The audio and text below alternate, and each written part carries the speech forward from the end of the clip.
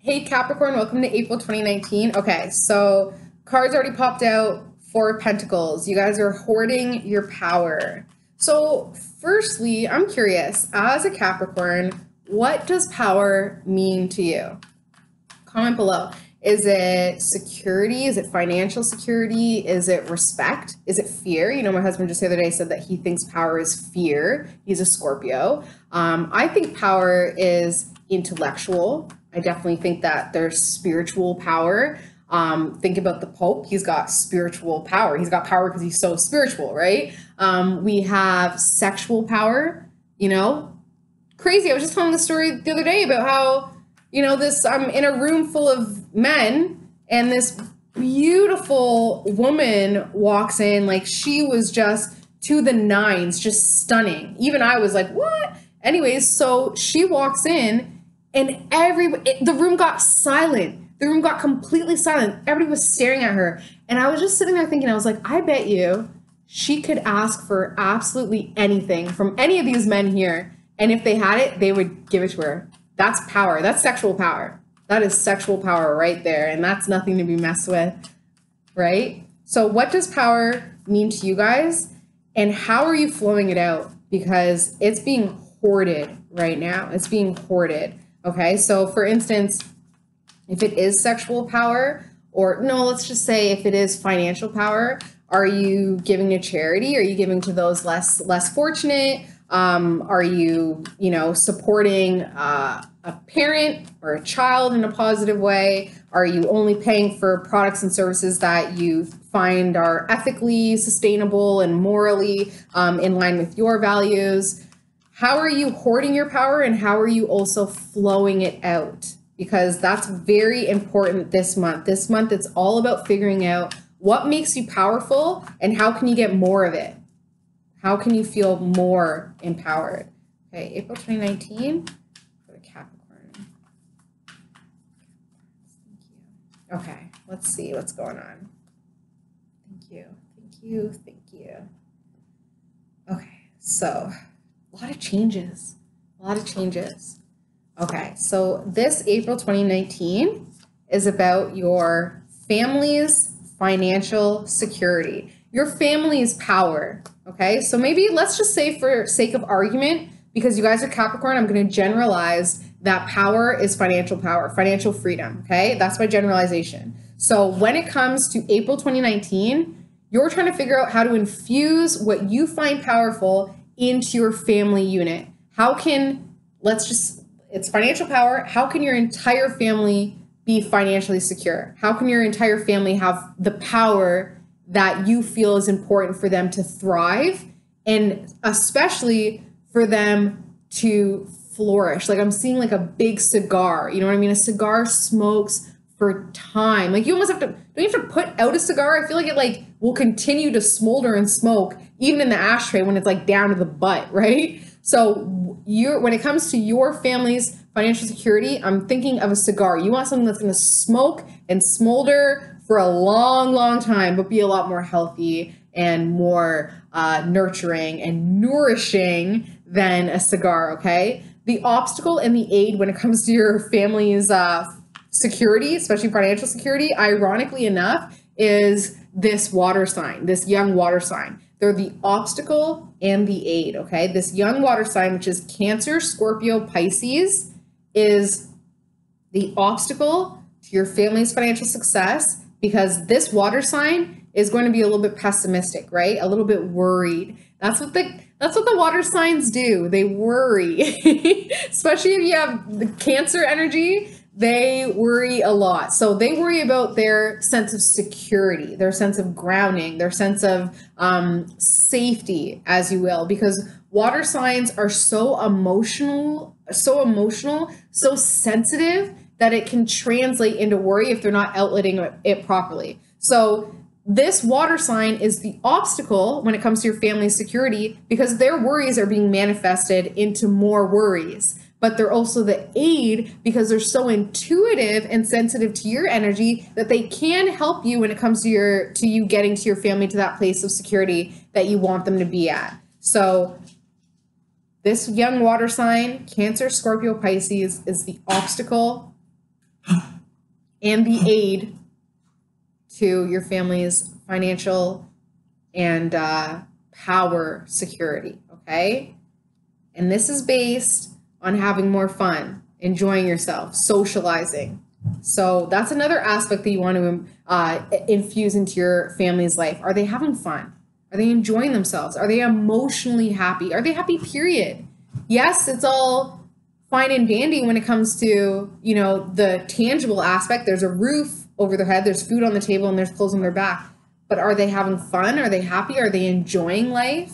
That's something that I think Capricorns have taken on personally, because I've read about this for so long, and it wasn't until today where I'm like, oh my God, Capricorns, Benjamin Button, they age backwards. A Capricorn kid is so responsible. They're like, you know, working at like 14. Capricorn kid is so responsible. And as they age, it's like they progress. They get more fun. They get more childlike. They realize that they worked hard, and now that they're done achieving their goals and their ambitions, they can let loose a little bit more. So as much as you recognize that family needs financial security, you also recognize that kids need to be kids, and that family needs fun as well. Even if they're grown kids, right? You still recognize that family needs fun. So subconsciously, we have the Queen of Pentacles here, which is another earth sign like yourself, female energy, Capricorn, Taurus, Virgo. This person is ruling everything. This person feels like a mother type figure. And what this mother type figure did was showed you how moms contribute to the security, especially the financial security and the power security of the family, okay? So did mom work out of the house? Did mom work from home? Did she did mom wait for dad to come home and rollers in her hair and have dinner ready? And was she total June Cleaver type mom, or was she emotionally absent and physically absent because she was working 3 different jobs, and that's how she provided?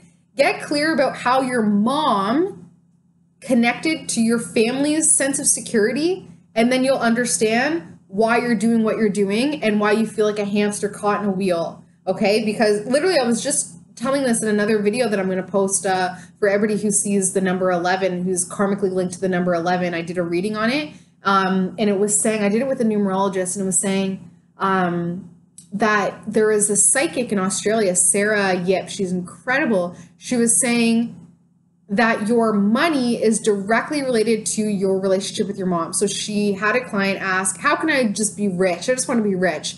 And this Sarah Yip goes, well, if you want to be rich, forgive your mom. And the client goes, what?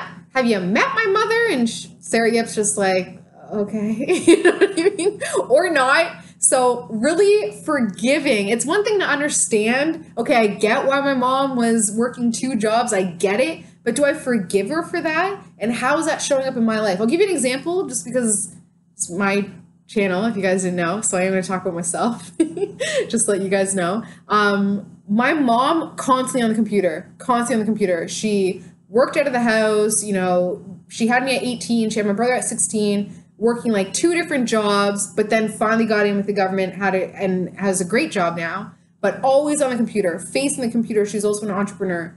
For me, as a parent now, I can't do work when my daughter's around. I can't be on the computer at all because it's speaking to my inner child. So look to how your mom provided for the family, forgive her, and then recognize how you're probably in the same pattern, or, you know, doing the exact opposite, that's also just as detrimental as a way to kind of rebel, because it's clearly like I'm 2 days late for my readings. You know what I mean? That's because I refuse to work on my computer while my daughter is around, and you know what I mean? And that's from an inner child wound. So I do apologize, and I appreciate that you guys are receptive, and I just appreciate you guys, period. Okay, so subconsciously, mom's there telling us how to provide for our family, thinking that that means we have to be home, thinking that that means that we have to be okay being home as well, that we have to be home more, that we have to be around more, that we have to give up a lot of our goals, especially if you're a female, especially if you're a mom. How many times did you, put work on the back burner, leave work early, call in sick for a child? How many times did you find that it was almost like it was your responsibility to figure out the childcare, to figure out the kids, and put your goals aside, right? That's why I have so many women on my Facebook who are trying to work from home. They're just trying to bridge the divide between feeling like their goals are completely done and void now that they're a parent, where it's almost like you feel like on the other side, the dad doesn't really have to do that. And don't get me wrong, men have their own set of obstacles, especially dads have their own set of obstacles that a mom wouldn't have. But how many times as a woman, please comment below if you feel compelled, how many times as a woman do you feel like you had to do the dishes instead of, recording your video, or doing a reading for somebody, or doing something that meant something to you, that you were passionate about because you felt like you had to? That's also stemming not only from your mom, but from the collective understanding of the gender norms, right? Okay, see, I get too into this stuff, right?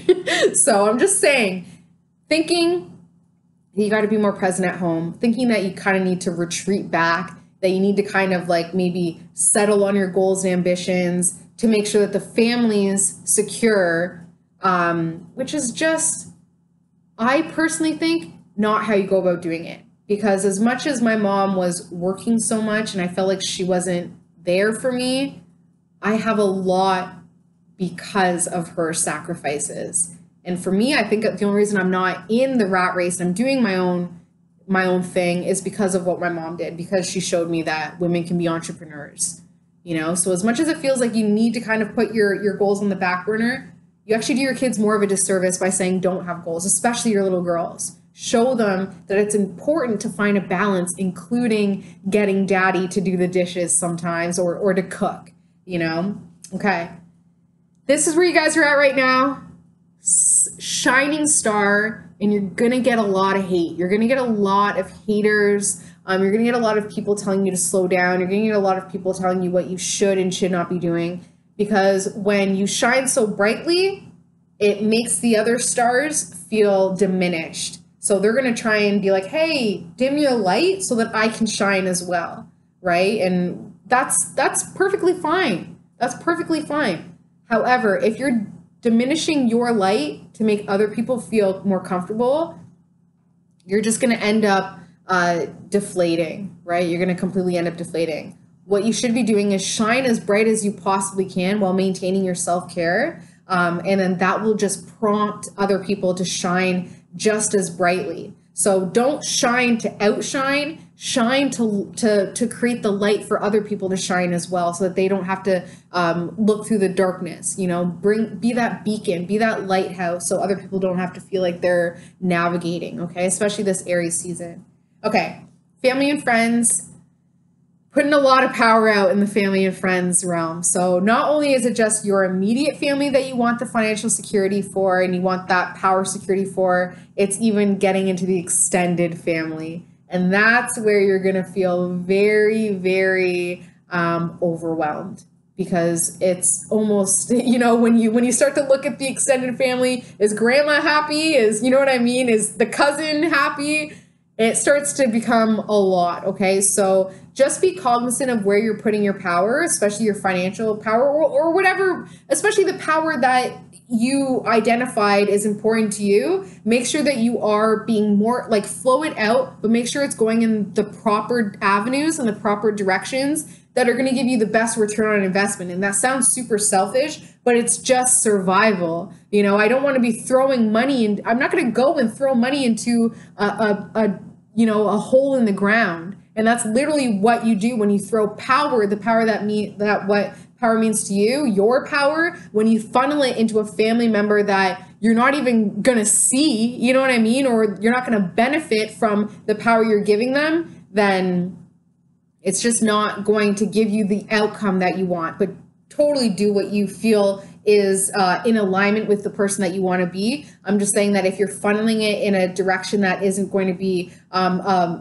magnificent return on investment to you and your family, then you're not going to have the outcome that you want. So hope and fear is not knowing where a relationship is going, so not doing anything, knowing where a partnership is going, not knowing where any relationship, whether that relationship is with yourself, with somebody else, employer, employee, your relationship with your job, you just don't know where something is going. You have no idea where it's leading to. And it's time to create a structure, create a routine, and create a plan, map it out. Aries season, with this Aries new moon, map it out. Write down, what are your goals? Besides the family security, what else do you want? What comes after the family security? When you know that family is all taken care of, what's next? Really map out the next 5 years and say, okay, now I at least know what next step to make, right?